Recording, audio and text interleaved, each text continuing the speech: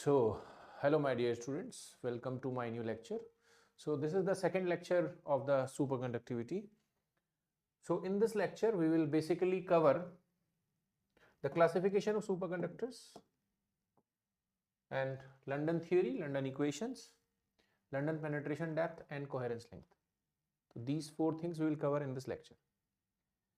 So, here we go. Classification of superconductors. तो यहां पर मैंने कुछ चीजें पहले से लिखी हुई है in order to save time. ठीक है, तो but I will explain them in detail. Okay, तो classification of superconductors. Superconductors are basically classified into two categories. दो कैटेगरीज में हम उनको डिवाइड करते हैं. पहला कैटेगरी होता है टाइप 1 सुपरकंडक्टर. उनको टाइप 1 सुपरकंडक्टर ही कहा जाता है. ठीक है, दो टाइप्स होते हैं. तो जो सुपरकंडक्टर्स मेजनर इफेक्ट को स्ट्रिक्टली फॉलो करते हैं किसी पर्टिकुलर अप्लाइड मैग्नेटिक फील्ड तक, एंड देन सडनली क्या होता है, सुपरकंडक्टिंग स्टेट से नॉर्मल स्टेट में जो चेंज होता है वो एट अ सडन हो जाता है. किस पर? एक critical value of magnetic field पर. तो उस सुपरकंडक्टर को हम टाइप 1 सुपरकंडक्टर कहते हैं. ठीक है, तो आप जानते होंगे लास्ट लेक्चर में हमने मेसनर इफेक्ट के बारे में बात करी थी. So we know that when we apply a magnetic field to a superconductor, जब हम किसी सुपरकंडक्टर पर एक मैग्नेटिक फील्ड अप्लाई करते हैं तो सुपरकंडक्टर उन मैग्नेटिक फील्ड लाइंस को बाहर पुश कर देता है. एंड कैसे एक्ट करना शुरू कर देता है? एक परफेक्ट डायमैग्नेटिक मटेरियल की तरह.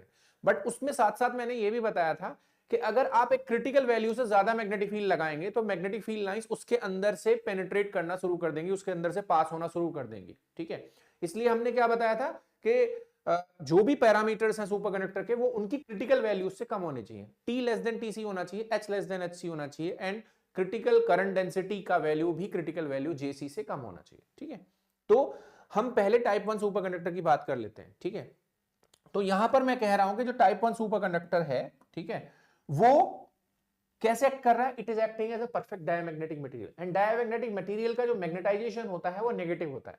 तो इसका मतलब क्या है? अगर आप मैग्नेटिक फील्ड को पॉजिटिव डायरेक्शन में, पॉजिटिव यानी कि प्लस डायरेक्शन में बढ़ाएंगे तो मैग्नेटाइजेशन जो है नेगेटिव डायरेक्शन में बढ़ेगा, अपोजिट डायरेक्शन में बढ़ेगा. तो ऐसे कर रहे थे हम कि अगर हमने H इस तरफ लगाया था तो मैग्नेटाइजेशन अपोजिट डायरेक्शन में डेवलप हो रहा था. ओके, तो उसको हम दिखाने के लिए, वेक्टर को दिखाने के लिए हम यहां पर माइनस के साथ प्लॉट कर रहे हैं. ठीक है, तो जो डायमैग्नेटिक मटेरियल होता है उसमें जैसे जैसे आप मैग्नेटिक फील्ड इंटेंसिटी बढ़ाएंगे तो मैग्नेटाइजेशन जो है वो लीनियरली बढ़ेगा. बट किस डायरेक्शन में बढ़ेगा? लीनियरली बढ़ेगा, अपोजिट डायरेक्शन में. ओके, जैसे ही क्रिटिकल मैग्नेटिक फील्ड रीच होगा, ठीक है, तो ये जो है वो एक कूल्ड सुपरकंडक्टर है, इसका टेम्परेचर TC से कम है. और जैसे ही क्या होगा, मैग्नेटिक फील्ड उसकी क्रिटिकल वैल्यू को रीच करेगा, एट अ सडन वो नॉर्मल मटेरियल में कन्वर्ट हो जाएगा. ठीक है, तो यहां पर ये वाली कौन सी स्टेट है? It is it's superconducting state. SS means superconducting state and it is it's normal state. NS means normal state. तो ये कहां पर, ये इसका मतलब क्या है? जब इसका मैग्नेटिक फील्ड HC से कम है वो कौन सी स्टेट में है? This is in superconducting state. Okay, जैसे ही HC क्या होता है, HC से ज्यादा होता है वो अपनी कौन से स्टेट में चला जाता है? नॉर्मल स्टेट में. जैसा कि मैंने बताया था लास्ट क्लास में, सुपरकंडक्टर की दो स्टेट्स होती है, superconducting state and normal state. Okay, तो यहां जो ट्रांजिशन होगा सुपरकंडक्टिंग स्टेट से नॉर्मल स्टेट में वो एक शार्प होगा. That will be very sharp at a particular value of HC. ठीक है, इसीलिए हम क्या कह रहे हैं, वो किसको ओबे कर रहा है? It is perfectly obeying the Meissner effect and the transition from superconducting state to normal state is very sharp at critical magnetic field. ठीक है, तो जो टाइप 1 सुपरकंडक्टर्स हैं उनके एग्जांपल्स हैं Hg, जो यानी कि मर्क्यूरी, जिसमें सबसे पहले सुपरकंडक्टिविटी डिस्कवर हुई थी, वो इसका एग्जांपल है. लेड, ठीक है, टिन, ठीक है, are examples of type 1 superconductor. ठीक है, ये जो सेकंड ग्राफ दिखाया हुआ है ये बेसिकली दिखाया हुआ है अगर हम M को पॉजिटिव लेकर चलते हैं तो ऑब्वियस सी बात है नेगेटिव किधर होगा? M minus will be in this direction. तो यानी कि ये दोनों ग्राफ सेम है. अगर आप पॉजिटिव M के साथ प्लॉट करना चाहते हैं तो ग्राफ ऐसा दिखेगा.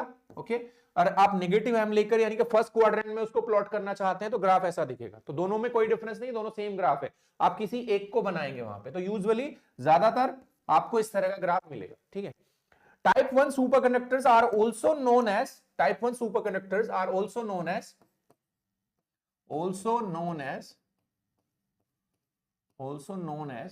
soft superconductors. इनको हम सॉफ्ट सुपरकंडक्टर्स भी कहते हैं.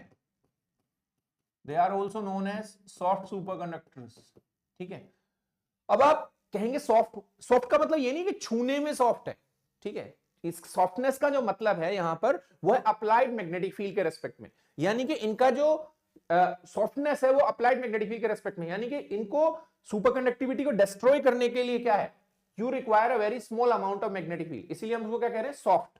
तो softness is with respect to applied magnetic field. तो इनका HC क्या होगा, this HC will be large और very small, this HC will be very small, यानी कि थोड़ा सा मैग्नेटिक फील्ड लगाते ही क्या होगा, सुपर कंडक्टिविटी खत्म। तो इसलिए हम इसको क्या कह रहे हैं, we are also calling them soft super conductors, ठीक है। तो छूने में सॉफ्ट नहीं, मैग्नेटिक फील्ड के एप्लीकेशन के रेस्पेक्ट में वो सॉफ्ट है, ठीक है। तो this was type 1 super conductor, ठीक है। Now will move to type 2 super conductors, ठीक है। तो in the type 2 super conductors जो ट्रांजिशन होगा सुपर कंडक्टिंग स्टेट से नॉर्मल स्टेट में, वो एकदम शार्प नहीं होगा जैसे पहले हो रहा था, ओके। तो यहां पर अगर आप ग्राफ को देखेंगे तो हम इसको ग्राफ की हेल्प से ही ज्यादा अच्छा समझ पाएंगे, ठीक है। तो यहां पर अगर आप देखेंगे तो you will see that we are again plotting -m versus h, यानी कि अगर आप क्या कर रहे हैं, मैग्नेटिक फील्ड अप्लाई कर रहे हैं अप डायरेक्शन में, तो magnetisation will be developed in the down direction. तो पहले क्या होगा, magnetisation will increase in the reverse direction linearly, ठीक है। बट जैसे ही क्या होगा, मैग्नेटिक फील्ड लाइंस एक पर्टिकुलर मैग्नेटिक फील्ड रीच होगा, तो मैग्नेटिक फील्ड लाइंस जो है एकदम से पुश आउट नहीं होंगी out of the super conductor, वो क्या होंगे, धीरे धीरे पुश्ड आउट होंगी, ठीक है। तो इसलिए क्या होगा, जो ट्रांजिशन होगा सुपर कंडक्टिंग स्टेट, ये कौन सी स्टेट है, H लेस देन HC, अभी बताऊंगा ये। तो एक पर्टिकुलर मैग्नेटिक फील्ड से जब मैग्नेटिक फील्ड कम है तो वो अपनी कौन से स्टेट में है, सुपर कंडक्टिंग स्टेट में। बट जैसे ही क्या होता है, उसके ऊपर जाता है मैग्नेटिक फील्ड, तो एकदम से ट्रांजिशन नहीं होता, जैसे पिछली बार हो रहा था, ऐसे हो रहा था ना ट्रांजिशन एकदम से, यहां sharp, this transition is not sharp but it decreases slowly, okay. तो ऐसा जो बिहेवियर है, अगर मैग्नेटिक फील्ड क्या कर रहा है, मैग्नेटिक फील्ड लाइंस धीरे धीरे पेनिट्रेट कर रही हैं, तो उसको हम कहते हैं टाइप 2 सुपर कंडक्टर, ठीक है। तो इसमें एक होता है ऑनसेट, यानी कि जहां से शुरू होता है, और एक होता है जहां पर जाकर खत्म होता है। तो जहां से शुरू होता है that magnetic field is critical magnetic field 1, HC1, and जहां पर एक खत्म होता है, पूरी तरह पेनिट्रेशन हो जाता है मैग्नेटिक फील्ड लाइंस का, that is known as critical magnetic field 2, HC2, okay. तो इसमें 2 स्टेट ना होकर 3 स्टेट्स होती हैं। तो if magnetic field is less than HC1, तो वो अपनी सुपर कंडक्टिंग स्टेट में होगा। अगर मैग्नेटिक फील्ड का वैल्यू HC1 से ज्यादा, लोअर क्रिटिकल मैग्नेटिक फील्ड से ज्यादा but upper critical magnetic field के बीच में है, तो वो अपनी मिक्स स्टेट में होता है। मिक्स स्टेट का दूसरा नाम वर्टेक्स स्टेट भी है, ठीक है, वर्टेक्स स्टेट भी है, ओके।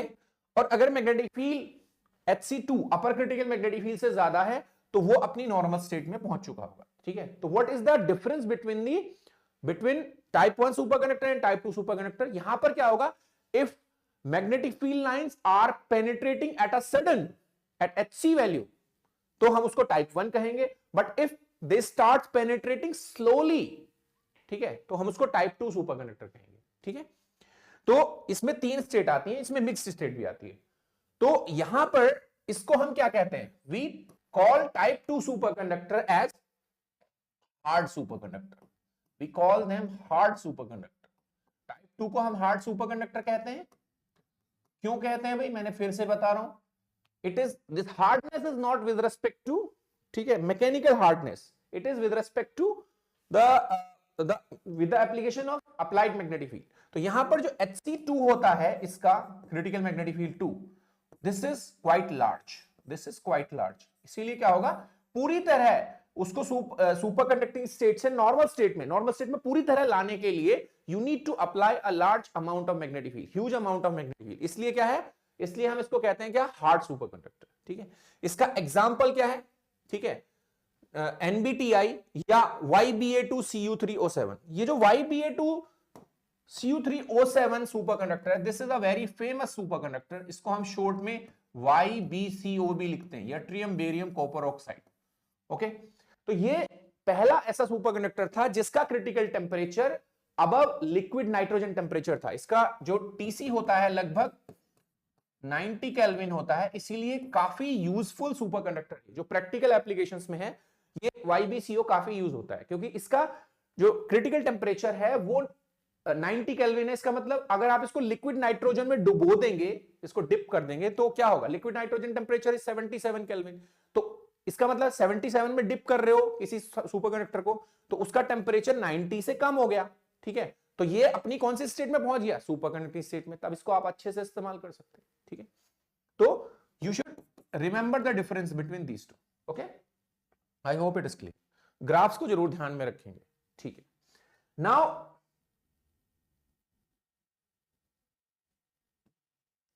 जो क्रिटिकल मैग्नेटिक फील्ड है HC, उसका हमने टेम्परेचर के साथ वेरिएशन लास्ट क्लास में देख लिया था, ठीक है। नाउ ये HC1 और HC2 के एक्सप्रेशंस क्या हैं, ये भी आपको थोड़े से ध्यान में रखने होंगे। If you are going for competitive exam, any competitive exam you are going, then you must remember the expressions of HC1 and HC2, ठीक है। तो ये काफी इंपॉर्टेंट एक्सप्रेशंस हैं।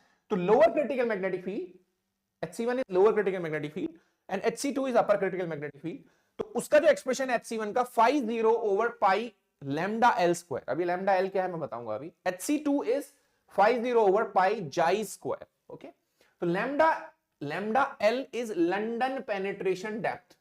अब ये जो आगे हम लंडन थ्योरी पढ़ेंगे उसमें लंडन पेनिट्रेशन डेप्थ आएगा, okay. Xi is a coherence length of the superconductor, okay. तो ये भी एक इंडिपेंडेंट लेंथ होती है सुपर कंडक्टर में, जिसको हम बोलते हैं कोहेरेंस लेंथ, ठीक है। 50 is a constant that is either known as fluxoid or fluxon. उसकी वैल्यू कितनी होती है h/2e, जहां पर h क्या है प्लैंक्स कांस्टेंट एंड e क्या है इलेक्ट्रॉन चार्ज, ओके। तो you need to remember both these expressions for competitive exams, ठीक है। If you are going for the university examination you need not to remember these expressions, okay, but these are important for competitive exams, ठीक है। One more thing you need to remember here is for type 1 superconductor, London penetration depth is less than the coherence length. For type 2 superconductor, London penetration coherence length is less than the London penetration depth. तो अगर आप दोनों एक साथ याद करोगे तो you will be confused, इसलिए आप क्या याद करेंगे, सिर्फ एक के लिए याद करेंगे और दूसरे के लिए क्या होगा उसका opposite. So London penetration depth is less than the coherence length in case of type 1 superconductor. Type 2 में अपोजिट होगा, ठीक है। Please remember this data. Next.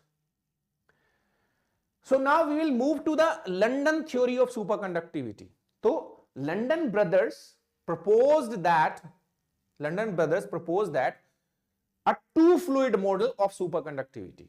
So electromagnetic behavior of superconductor is defined by this London theory. मतलब उसके अंदर जो electromagnetic fields हैं, ठीक है, इलेक्ट्रोमैग्नेटिक फील्ड्स का जो बिहेवियर है किसी सुपरकंडक्टर के अंदर वो लंडन थ्योरी से डिराइव होता है, ठीक है।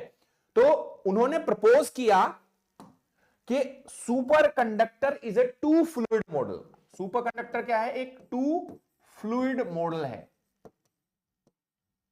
It is a two fluid model, ठीक है। उन्होंने कहा सुपरकंडक्टर के अंदर जो टोटल इलेक्ट्रॉन कॉन्सेंट्रेशन होगी, टोटल इलेक्ट्रॉन कॉन्सेंट्रेशन जो होगी, अब ये इलेक्ट्रॉन कॉन्सेंट्रेशन को हम कैसे डिफाइन करते हैं, total number of free electrons per unit volume, electron concentration होगी, वो किस किस का सम होगी, it will be sum of nn plus ns, equation number 1।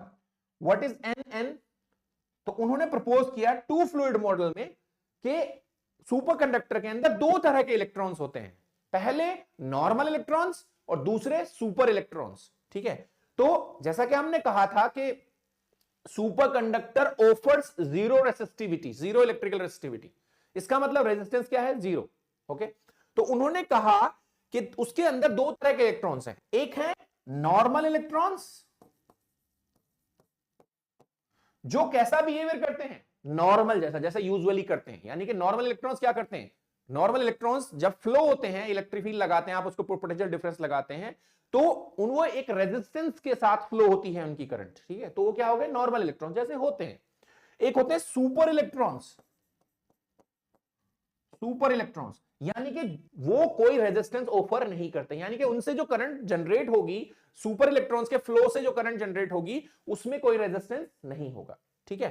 तो उन्होंने नॉर्मल इलेक्ट्रॉन कॉन्सेंट्रेशन को बोला क्या, नॉर्मल इलेक्ट्रॉन कॉन्सेंट्रेशन को बोला nn और सुपर इलेक्ट्रॉन कॉन्सेंट्रेशन को बोला ns। सो टोटल इलेक्ट्रॉन्स का जो कॉन्सेंट्रेशन हो गया, total number of free electrons per unit volume, वो हो गए nn प्लस ns, ओके, ठीक है भाई। नाउ सो उन्होंने प्रपोज किया कि जो नॉर्मल इलेक्ट्रॉन्स होंगे they will follow Ohm's law, तो what is Ohm's law? What is Ohm's law? Ohm's law is J equals to sigma E.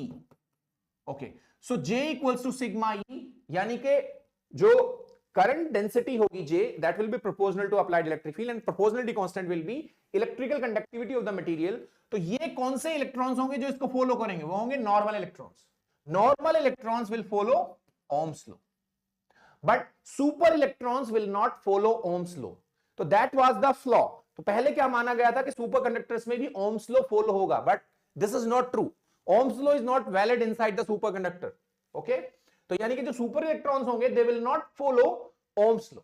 Okay, now अब इस ओम्स लॉ के करस्पॉन्डिंग हमें सुपर कंडक्टर के या सुपर इलेक्ट्रॉन्स के लिए एक इक्वेशन डिराइव करनी पड़ेगी. जब ओम्स लॉ फॉलो नहीं हो रहा तो ओम्स लॉ के करस्पॉन्डिंग क्या इक्वेशन फॉलो होगी, उसी को बोलते हैं फर्स्ट लंडन इक्वेशन. ठीक है, तो उन्होंने कहा equation of motion of super electron ऐसी नहीं होगी. Equation of motion of super electron क्या होगी भाई? हम सिंपली फॉलो करेंगे F इक्वल्स टू क्या होता है, फोर्स ma. ओके, तो मास इंटू एक्सेलरेशन. एक्सेलरेशन को हम क्या लिख सकते हैं? अगर सुपर इलेक्ट्रॉन की वेलोसिटी vs है तो we can write acceleration as this. तो ये सुपर इलेक्ट्रॉन का एक्सेलरेशन हो गया. m इंटू a हो गया क्या? सुपर इलेक्ट्रॉन के ऊपर लगने वाला फोर्स. कहां? जब हम उसको इलेक्ट्रिक फील्ड के अंदर पुट कर रहे हैं. ठीक है, तो कितना फोर्स लगेगा? माइनस ई. अब ये माइनस साइन क्यों आया? क्योंकि अगर कोई इलेक्ट्रॉन लिया आपने और उस पर इलेक्ट्रिक फील्ड इधर लगाया तो उस पर फोर्स किधर लगेगा? ऑब्वियस सी बात है, अपोजिट लगेगा, क्योंकि इस पर चार्ज क्या है? नेगेटिव. तो फोर्स का जो ma जो होगा यानी कि dvs by dt is working as as, acceleration of super electron, तो वो इससे अपोजिट साइड में होगा. ओके, इसको कह देते हैं हम इक्वेशन नंबर 3. यही इक्वेशन एक्चुअली किसको रिप्लेस करेगी? इक्वेशन नंबर 2, यानी कि ओम्स लॉ को रिप्लेस करेगी सुपर कंडक्टर के अंदर. ठीक है, ऑल्सो वी नो दैट, हमें पता है क्या कि जो करंट डेंसिटी होती है, करंट डेंसिटी J जो होती है, वॉल्यूम करंट डेंसिटी J, उसके और स्पीड के बीच में क्या रिलेशन है? तो करंट डेंसिटी J क्या होती है? माइनस, वेक्टर लगा देता हूं, एन ई. पहले हुआ करती थी, आपने पढ़ा होगा, J equals to any VD, drift velocity. But वो किसके लिए वैलिड होता है? This is valid only for, that is valid, drift velocity का जो कंसेप्ट होता है that is valid for normal electrons only. But यहां हम किसकी बात कर रहे हैं? सुपर इलेक्ट्रॉन्स की. तो यहां पे मैं लगाऊंगा super electron concentration and super velocity. And why there is a minus sign? Obvious सी बात है, क्या? अगर इलेक्ट्रॉन इधर फ्लो होगा तो करंट किधर फ्लो होगी? Js इधर फ्लो होगी, अगर इसकी स्पीड इस डायरेक्शन में होगी तो. ओके, इलेक्ट्रॉन अगर नेगेटिव x में जाएगा तो करंट फ्लो होगी पॉजिटिव x में. ठीक है भाई, इक्वेशन नंबर हो गई 4. Okay, now we will take the expression of Vs from this equation. Vs क्या हो गया? माइनस Js बाय कितना? Ns into E. अब इस एक्सप्रेशन को उठा के आप इक्वेशन नंबर 3 में पुट करेंगे. ठीक है, तो इक्वेशन क्या हो जाएगी? Equation 3 will become minus m by ns into E d js बाय dt इक्वल्स टू माइनस ई.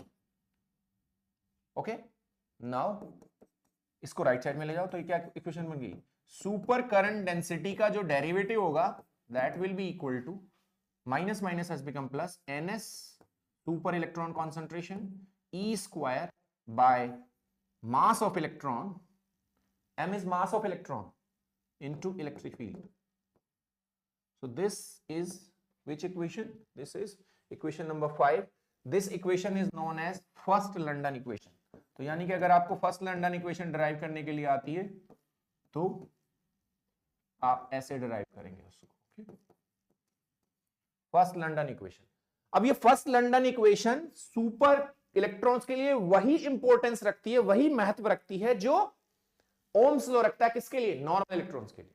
ठीक है, तो ये किस किसके लिंक को बताता है? ये JS एंड E के लिंक को बताता है, और वो किसके लिंक को बताता है? JN एंड E के लिंक को बताता है. ठीक है, ठीक है भाई. Now we will derive the second London equation. ठीक है, तो सेकंड लंडन इक्वेशन को डिराइव करने के लिए we will use the Faraday's law, ठीक है। तो कहीं कहीं आप कुछ कुछ बुक्स पढ़ के आप कंफ्यूज हो जाते हैं कि भाई Faraday law is valid for a superconductor और not. Answer is yes, it is valid. तो जो चारों मैक्सवेल इक्वेशंस हैं वो चारों की चारों मैक्सवेल इक्वेशंस वैलिड है सुपरकंडक्टर में भी, ठीक है। तो I will use Faraday's law. Faraday's law क्या वैलिड नहीं है फिर सुपरकंडक्टर में? चारों मैक्सवेल इक्वेशंस तो वैलिड है, फैराडे लॉ भी वैलिड है, ओम्स लॉ वैलिड नहीं है, ठीक है। क्योंकि वो किस पे लगता है? क्योंकि उसमें जो करंट है वो किससे आती है? रेजिस्टेंस से आती है, ठीक है। जबकि सुपर इलेक्ट्रॉन्स में कोई रेजिस्टेंस नहीं होता है। तो फैराडेज लॉ क्या है? Curl of E equals to minus डेबर B बाय डेबर T। Okay, now I need curl of E। तो मैं क्या करूंगा, इक्वेशन नंबर 5 में कर्ल ऑफ E निकाल लेता हूं। तो कर्ल ऑफ E क्या होगा इक्वेशन नंबर 5 में? ऐसे लिख लेते हैं, कर्ल ऑफ E क्या होगा? इसको राइट साइड में ले जाओ तो क्या हो गया? If you take this to the right hand side, m over क्या? ns e square, ns e square, and then we can interchange the sequence of curd and time derivative, क्योंकि वो एक दूसरे से क्या है? इंडिपेंडेंट है। तो वी कैन रिप्लेस दिस। तो बेसिकली क्या हो जाएगा यहां पे? Curl of E, curl of E। तो implies that curl of E की जगह मैं क्या रख सकता हूं?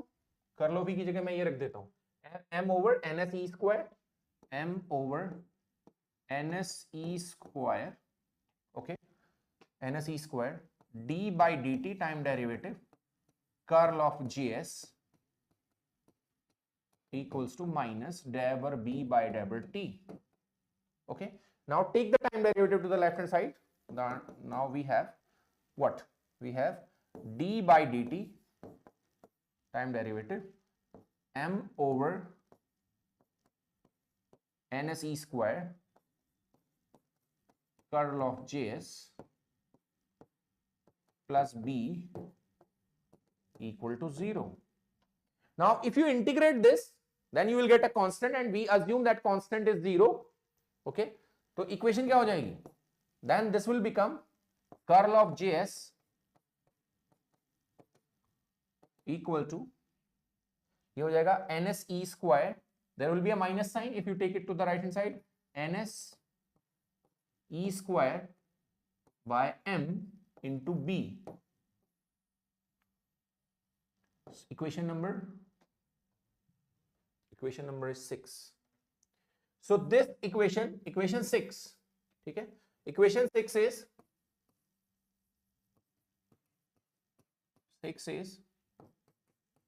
second London equation. It is second London equation. Okay, तो ये किस किस के लिंक आपको बताता है? ये सुपर करंट डेंसिटी का लिंक मैग्नेटिक फील्ड के साथ बताता है, और इक्वेशन 1 सुपर करंट डेंसिटी का लिंक इलेक्ट्रिक फील्ड के साथ बताता है। यानी कि इलेक्ट्रोमैग्नेटिक फील्ड्स के अंडर में कैसा बिहेवियर होगा सुपरकंडक्टर का, वो ये दोनों इक्वेशंस डिराइव करती है। I hope you understand that, ठीक है। इसका एक फॉर्म और होता है, if I assume that let equation 6 का एक और फॉर्म होता है, let B is curl of A. आप सब जानते होंगे कि मैग्नेटिक फील्ड को लिखा जा सकता है कर्ल ऑफ ए, जहां पर A क्या है? A is known as magnetic vector potential. Magnetic vector potential. तो अगर हम इक्वेशन नंबर 6 को ऐसे लिखते हैं, क्या? Curl of JS equal to minus NS E square by M। B की जगह क्या लिख देते हैं? Curl of A, and we take this left hand side. So क्या होगा यहां पे? कर्ल ऑफ अगले पेज पे ले लेते हैं, next page. Okay, we can write this as curl of JS plus ns e square by m into A equal to 0. Okay, so what is 0? JS equal to minus ns e square by m A. Equation number 7. This is also known as second London equation, जो किस किस की form में है? Second London equation, जो क्या बताती है कि जो सुपर करंट डेंसिटी है वो किसके प्रोपोर्शनल होगी, मैग्नेटिक वेक्टर पोटेंशियल के, ठीक है। तो दोनों ही equation 6 and equation 7 both are second London equations, but कौन ज्यादा फेमस फॉर्म है, ये वाली ज्यादा फेमस फॉर्म है, समझ गए, ठीक है। तो we have derived both London equations, जो किसको बताती हैं, इलेक्ट्रोमैग्नेटिक फील्ड्स के बिहेवियर को बताती है, कहां पर, सुपरकंडक्टर के अंदर, ठीक है। इसको भी देख लीजिएगा, ठीक है। Next, now I am going to derive the London penetration depth, London penetration depth, okay. अभी लंडन पेनिट्रेशन डेप्थ पे आएंगे। ये आता कहां से, अभी हम देख रहे थे क्या यहां पे, जो हमारी सेकंड लंडन इक्वेशन है वो क्या है, second London equation is curl of JS है, कर्ल ऑफ जेएस, नो, हाँ, curl of JS is, curl of JS is minus ns e square by m into b. This is second London equation, equation number 6, okay. Now using Ampere's law, Ampere's circuital law, जो किसके लिए valid होता है, DC fields के लिए, okay. तो DC fields के लिए कर्ल ऑफ बी क्या होता है, म्यू 0 j, ओके। मैं कौन सी करंट के लिए यूज कर रहा हूं, I am using it for super electrons या नॉर्मल इलेक्ट्रॉन्स, सुपर इलेक्ट्रॉन्स, तो इसको जेएस लिख देते हैं, इक्वेशन नंबर दे देते हैं, नेक्स्ट 8 हो गया शायद, पिछला क्या था 7, तो इट इज 8, ओके। नाउ अगर हमें सेकेंड लंडन इक्वेशन को एम्पियर्स लॉ के साथ मिक्सअप करना है तो हमें क्या लेना होगा, कर्ल ऑफ जेएस। तो एक काम करते हैं, इसका ले लेते हैं curl, take the curl of Ampere's law on both sides, so we have curl of B equal to mu 0 curl of JS, okay. Now if you open the curl of B, you will have gradient of divergence of B minus Laplacian of B equal to mu 0, curl of JS की जगह हम second London equation से रख देंगे, minus ns e square by m into B. Now from second Maxwell equation we know that divergence of magnetic field is always 0, चाहे कुछ भी हो, divergence of magnetic field 0 होता है, it tells us about the non existence of magnetic monopoles, okay. तो यहां से जो इक्वेशन बन के निकल के आती है, okay, वो आती है डेल स्क्वायर बी, माइनस को एडजस्ट करेंगे, ठीक है, तो ये क्या हो जाएगा, ठीक है, डेल स्क्वायर बी, ओके। तो माइनस अगर ले जाएंगे तो क्या होगा, minus minus plus, left side में लाएंगे तो minus will come, mu 0 ns e square by m into b equal to 0। तो ये बेसिकली क्या बन गया, इक्वेशन नंबर 9। इक्वेशन नंबर 9 क्या है actually, it is basically combination of Ampere's law and second London equation. तो आप इसको कह सकते हैं ये एम्पियर्स लॉ ही है, कहां पर, सुपरकंडक्टर के अंदर, ठीक है। Now del square b equals to del square b minus mu 0 ns e square by m, b equal to 0। अब ये क्या बताएगा, ये किसकी होगी, this is a second order differential equation of magnetic field. तो ये मैग्नेटिक फील्ड के बिहेवियर को बताएगी, कहां पर, सुपरकंडक्टर के अंदर, ठीक है। अब मैं इसको क्या करता हूं, I will make it 1D equation, this because this is given in 3D, del square Laplacian है, ठीक है। तो I will use it for 1D, okay. तो ऐसे यूज करता हूं मैं इसको, ये सपोज हमारा it is z direction, okay, and this is let's say x direction, ठीक है। तो we are applying the magnetic field along z direction. तो हम मैग्नेटिक फील्ड को किधर अप्लाई कर रहे हैं, z डायरेक्शन में, ओके, z डायरेक्शन। तो इसको लिख रहा हूं मैं bz, बट हम इसका वेरिएशन किसके साथ देख रहे हैं, x के साथ। क्यों देख रहे हैं x के साथ, क्योंकि मैं मान रहा हूं इस तरफ क्या मटेरियल है, इस तरफ है वैक्यूम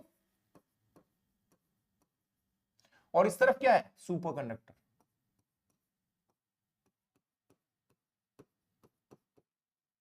यानी कि ये जो x इक्वल्स टू 0 है, इससे पीछे x नेगेटिव है, इससे आगे x पॉजिटिव है, तो मैं देखना चाहता हूं कि जो मैग्नेटिक फील्ड मैंने z डायरेक्शन में लगाया उसका बिहेवियर x के साथ कैसा है, यानी कि सुपर कंडक्टर के अंदर जाकर ये मैग्नेटिक फील्ड कैसे बिहेव करना शुरू कर देता है। ओके, तो इसको देखने के लिए व्हाट आई विल डू, इसको थोड़ा सा मैं और बड़ा बना लेता हूं। तो ये मैं मैग्नेटिक फील्ड ले रहा हूं किस डायरेक्शन में, BZ, और इसका वेरिएशन मैं किसके साथ देखना चाहता हूं, I want to see its behaviour with respect to x। ठीक है, तो I will use this equation, equation number 9। तो इसको मैं लिखूंगा किसके साथ, मैं वेरिएशन किसके साथ देखना चाहता हूं, x के साथ। तो मैं इसको 1D इक्वेशन बना लूंगा। तो ये कितने हो जाएगी, it will become a 1D equation BZ किसके रेस्पेक्ट में, x minus mu 0 ns e square by m into BZ equal to 0, equation number 10। Now ये जो यहां पर एक कांस्टेंट है सुपर कंडक्टर का, उसको मैं एक नया पैरामीटर इंट्रोड्यूस कर रहा हूं, let lambda L London penetration depth is 1 by under root 1 by पूरे का अंडर रूट। तो हम क्या करेंगे, इसको अपोजिट बेसिकली क्या करेंगे, will take it as m divided by mu 0 ns e square. तो हम एक नया कांस्टेंट इंट्रोड्यूस कर रहे हैं सुपर कंडक्टर के लिए। तो इक्वेशन नंबर 10 क्या हो जाएगी इसमें, it will become BZ by x minus 1 by lambda L square. ठीक है, ये डिनोमिनेटर में आ जाएगा, into BZ equal to 0, equation number 11। हमने एक नया कांस्टेंट इंट्रोड्यूस कर दिया, उसको हम क्या कॉल करते हैं, we call it London penetration depth, London penetration depth. Okay, अब if you will solve this second order differential equation, तो इसका जो सॉल्यूशन आएगा वो कुछ इस तरह का आएगा, एक्सपोनेंशियली डिकेइंग टाइप का। ठीक है, तो अगर आपने मैथमेटिकल फिजिक्स में second order differential equation solve करना शुरू देखा है, तो यू विल सी दैट के BZ x के साथ इसका जो बिहेवियर होगा सुपर कंडक्टर के अंदर वो होगा BZ0। BZ0 कहां होगा, वो होगा सुपर कंडक्टर के सरफेस पे, e to the power minus x किसके साथ देख रहे हैं हम, x डायरेक्शन के साथ, बाय लैम्डा L। इसका सॉल्यूशन कुछ इस तरह का आएगा, इक्वेशन नंबर 12। ओके, तो हम देख रहे हैं कि कोई मैग्नेटिक फील्ड अगर हम z डायरेक्शन में लगाते हैं तो उसका वैल्यू क्या होगा, उसका वैल्यू सुपर कंडक्टर के सरफेस तक कितना होगा, सुपर कंडक्टर के सरफेस तक क्या होगा, कांस्टेंट रहेगा या डिके होगा, कांस्टेंट रहेगा। कितना वैल्यू होगा इसका, यहां पर कितना वैल्यू है, BZ0, यहां पर इसका वैल्यू है BZ0। अब जैसे ही मैग्नेटिक फील्ड सुपर कंडक्टर के अंदर एंटर करेगी मैग्नेटिक फील्ड लाइंस, तो पहले हम क्या कह रहे थे मेसनर इफेक्ट में, हम कह रहे थे मैग्नेटिक इफेक्ट में कि मैग्नेटिक फील्ड सडनली 0 हो जाएगा, बट ऐसा नहीं होता। आप देख रहे हैं मैग्नेटिक फील्ड कैसे बिहेव कर रहा है सुपर कंडक्टर के अंदर, it is exponentially decaying, not suddenly becoming 0। क्योंकि अगर वो 0 एकदम से हो गया तो इनफाइनाइट करंट डेंसिटी देगा वो, बट इनफाइनाइट करंट डेंसिटी नहीं होती, एक फाइनाइट करंट डेंसिटी होती बहुत ज्यादा है बट होती फाइनाइट है। ओके, इसलिए क्या होगा, इसके अंदर जो बिहेवियर होगा डिके का वो क्या होगा, एक्सपोनेंशियल होगा, यानी कि इसके अंदर जो मैग्नेटिक फील्ड होगा वो क्या होगा, सडनली कम हो जाएगा। इसके अंदर जो मैग्नेटिक फील्ड होगा सडनली कम हो जाएगा, एकदम गिरेगा, एकदम गिरेगा, एकदम गिरेगा, एकदम गिरेगा, ऐसे करके।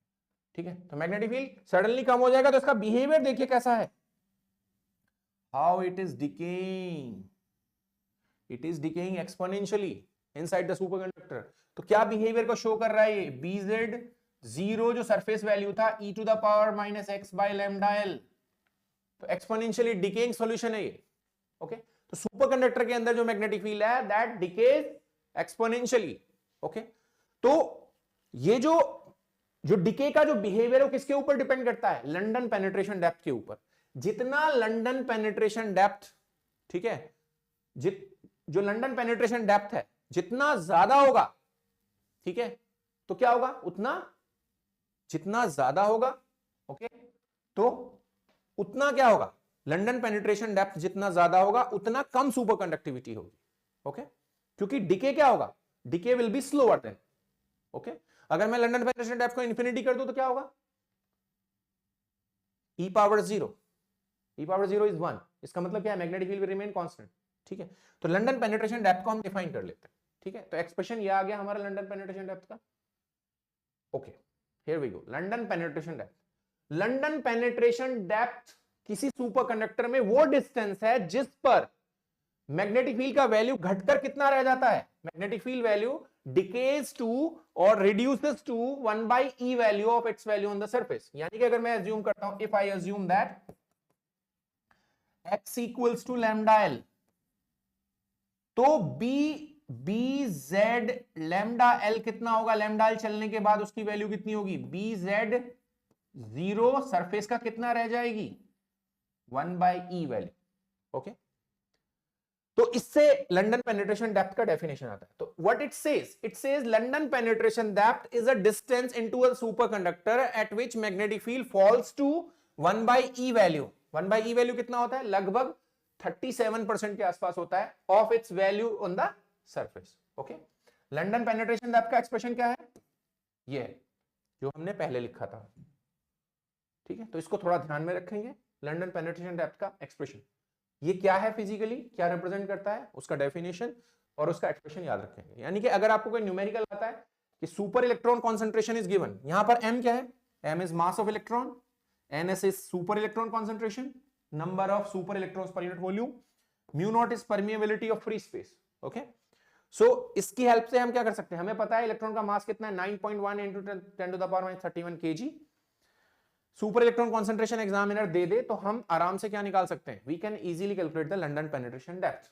Okay, now London penetration depth super electron concentration के साथ कैसे लिंक्ड है, London penetration depth is inversely proportional to square root of ns। Okay, square root of ns।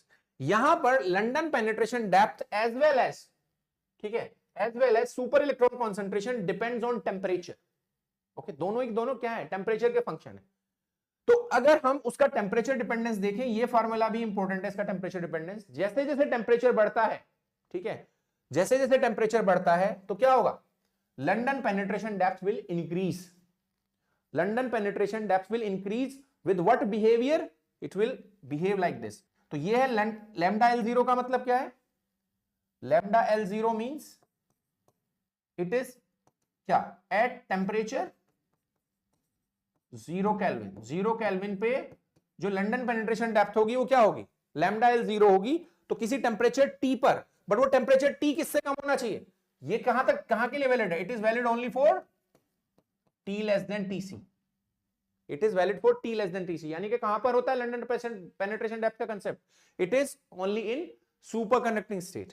ठीक है, तो ये होता है किसका behaviour, this is the behaviour of London penetration depth. अब मैंने कहा कि जो लंडन पेनिट्रेशन डेप्थ है वो सुपर इलेक्ट्रॉन कॉन्सेंट्रेशन पर 1 by √ns से डिपेंड करता है। इसका मतलब क्या है, ns किस तरीके से बिहेव करेगा उसके ऊपर, ns is proportional to 1 by λL²।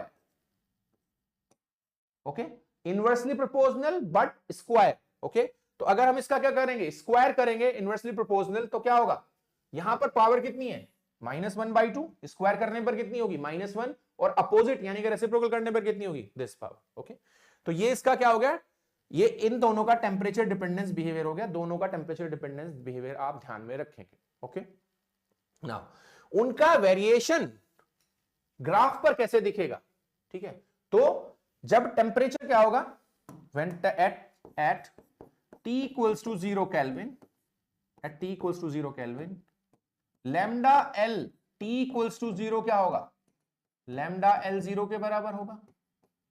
But जैसे ही टेम्परेचर क्या होगा, TC को रीच करेगा, lambda L का एक्सप्रेशन यहां पर अगर आप देखें तो if t is tending to TC, तो ये क्या होगा, t equal to TC, this will be 1 minus, ठीक है, TC by TC will be 1, 1 minus 1 is 0, and power -1/2 होने की वजह से क्या होगा, this will be in the denominator, 0 in the denominator, तो क्या होगा, if 0 in the denominator then we'll get, ठीक है, इंफिनिटी वैल्यू। तो मतलब किसकी तरफ टेंड करेगा, ये इंफिनिटी की। तो आप देख सकते हैं क्या, इसका वैल्यू क्या होगा, इसका वैल्यू होगा t equals to 0 पर lambda L 0, और जैसे जैसे टेम्परेचर बढ़ाओगे क्या होगा, ये बढ़ेगा। और जैसे ही टेम्परेचर टीसी को अप्रोच करेगा its value will diverge to infinity. Okay, तो ये किसका बिहेवियर है? लंडन पेनिट्रेशन डेप्थ का टेम्परेचर बिहेवियर है। What about this? इसका बिहेवियर इससे अपोजिट होगा।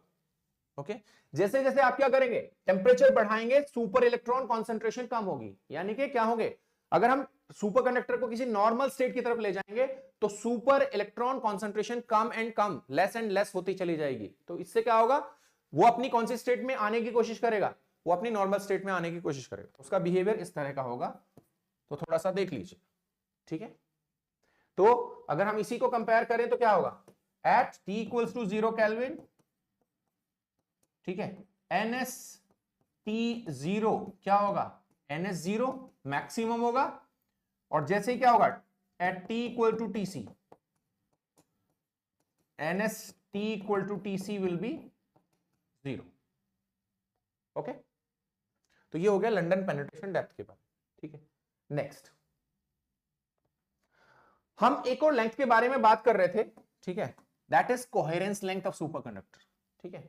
तो coherence length in the superconductor, it is an independent length of superconductor, ठीक है, and it is measure of the distance within which the super electron concentration does not change drastically if we apply a non-uniform magnetic field, ठीक है। non-uniform magnetic field क्या होता है, if we apply a position dependent magnetic field, तो ये वो distance का major है जिसमें क्या होता है, सुपर इलेक्ट्रॉन कॉन्सेंट्रेशन एकदम ड्रास्टिकली चेंज नहीं होती है, ठीक है।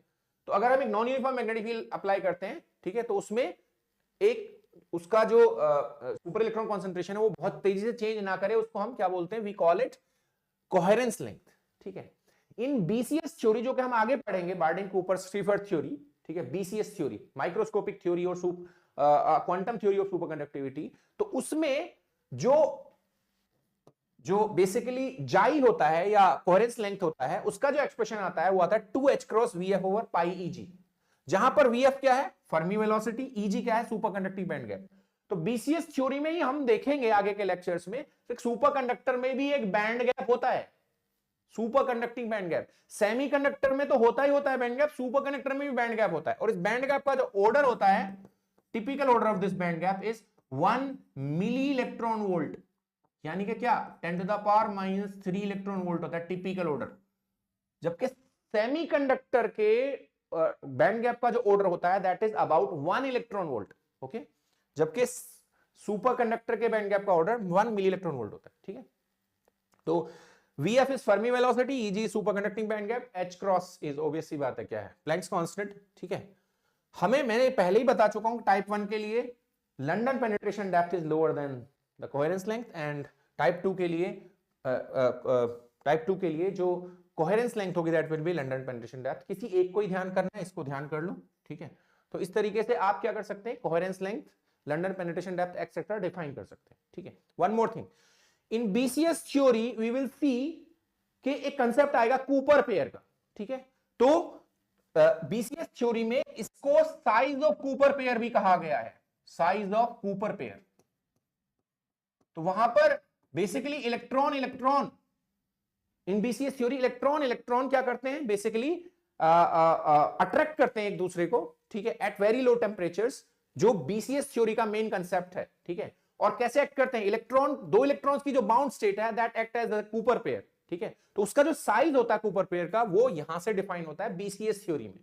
तो बीसीएस थ्योरी में जो की एस्पेक्ट है सुपर कंडक्टिविटी के पीछे, यानी कि सुपर कंडक्टिविटी आने का कारण है, वो है an attractive behaviour between two electron. जबकि हमें पता है वो कूलम्बिकली क्या करते हैं, अगर negative electron they will coulombically repel each other, एक दूसरे से दूर भागेंगे। बट बीसीएस थ्योरी में बोला गया है कि somehow they will attract each other, ठीक है।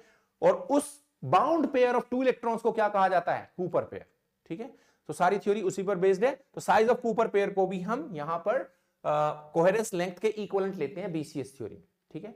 So this is it for the today's lecture. ठीक है, please share, subscribe, and go through this lecture for superconductivity. In the next lecture, we will discuss about the BCS theory of superconductivity and other effects, other experimental effects of superconductor. Thank you so much for watching.